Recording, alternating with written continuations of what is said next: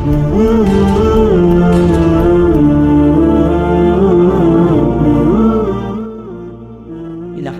ونصلي على رسوله الكريم أما بعد فأعوذ بالله من الشيطان الرجيم بسم الله الرحمن الرحيم قال النبي صلى الله تعالى عليه وسلم آية المنافق ثلاث إذا حدث كذب وإذا وعد أخلف وإذا اؤتمن خان أو كما قال عليه الصلاة والسلام۔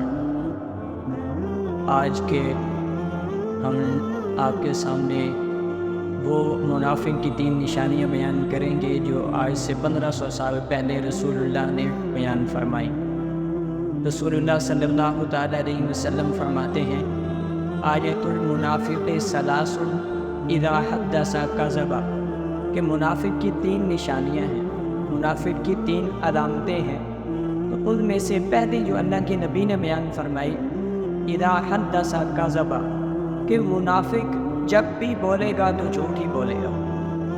اور دوسری جو منافق کی علامت بیان فرمایا وَإِذَا وَعَدَ أَصْدَفَ، جب بھی وہ وعدہ کرے گا تو وعدے خلافی کرے گا۔ وعدے خلافی کی ایک صورت یہ ہے کہ جس طرح آج عموماً یہ بیان ہو رہا ہے کہ بندہ کہتا ہے کہ بس آپ میری انتظار میں کھڑے ہو جائیں، 1 منٹ میں آ رہا ہوں، اور وہ جاتا ہے تو اب وہ تقریباً اس کو 5 منٹ تو ضروری لگ جاتے ہیں، 4-5 منٹ۔ اگر یہ بھی بات خلافی میں شمار ہوتا ہے، یہ بھی اللہ کے نبی نے منافق کی علامت بتائی، تو اس سے بھی ہمیں بچنا چاہیے۔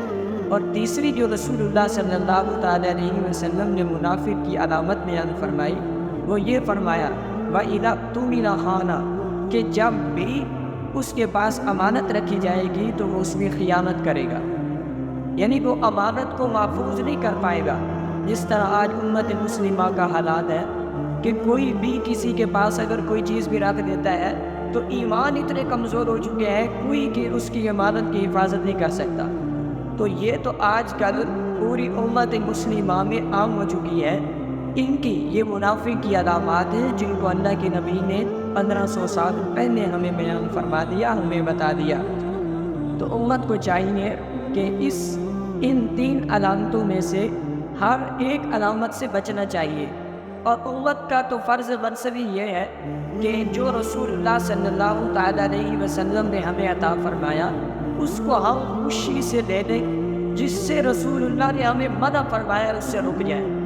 اللہ رب العالمین نے قرآن مقدس میں فرمایا وَمَا آتَاكُمُ الرَّسُولُ فَخُذُوهُ، کہ جو تمہیں رسول اللہ دے تم وہ لے لو، جس سے وَمَا نَهَاكُمْ عَنْهُ فَانتَهُوا، جس سے رسول اللہ روک دے اس سے تم رک جاؤ۔ تو یہ جو رسول اللہ صلی اللہ تعالیٰ علیہ وسلم نے ہمیں جن تعلیمات سے روکا، جن تعلیمات کا حکم دیا، تو آج امت مسلمہ ان سے انحراف کر چکی، اس سے دور نکل چکی ہے۔ تو ہمیں چاہیے کہ ہم رسول اللہ صلی اللہ تعالیٰ علیہ وسلم کی ہر قدم پر، ہر دن میں، رات میں، ہر لمحے میں رسول اللہ صلی اللہ تعالیٰ علیہ وسلم کی تعلیمات کو دیکھیں، اس کے مطابق اپنی زندگیوں کو گزاریں۔ تو ہمیں چاہیے کہ رسول اللہ صلی اللہ تعالیٰ علیہ وسلم کی جو بھی تعلیمات ہیں ان کی مخالفت کرنے سے ہم بچیں۔ مثال کے طور پر رسول اللہ کی سنت ہے، کوئی بھی سنت ہے، اگر ہم زبانی دعوے سے رسول اللہ سے عشق کے دعوے کرتے ہیں کہ ہمیں رسول اللہ سے عشق ہے، اور ہم رسول اللہ کی سنت پر چھریاں اور برچیاں چلائیں، یہ کیسا عشق ہے؟ یہی تو منافقت ہے کہ رسول اللہ کی سنت پہ تو ہم دشمن ہوئے، رسول اللہ کی سنت کے ہم مخالف بنے، تو ہم زبانی دعوے سے عاشق رسول کبھی نہیں بن سکتے۔ ہاں عاشق تب بنیں گے جب ہم اپنے پورے ڈھانچے میں، اپنی زندگیوں میں لَقَدْ كَانَ لَكُمْ فِي رَسُولِ اللَّهِ أُسْوَةٌ حَسَنَةٌ کو اپنی زندگیوں میں لائیں گے، اس کے مطابق اپنی زندگیوں کو گزاریں گے تو ہم عاشق بنیں گے۔ ویسے تو رسول اللہ صلی اللہ تعالیٰ علیہ وسلم کا نام تو منافق بھی لیتے تھے، کافر بھی لیتے تھے، تو ہمیں منافقوں اور کافروں کی طرز سے بچنا ہوگا۔ ہمیں رسول اللہ کی تعلیمات کو ویسے اپنانا ہوگا جس طرح رسول اللہ نے حکم دیا ہے۔ تو اللہ رب العالمین ہمیں عمل کرنے کی توفیق عطا فرمائے۔ السلام علیکم۔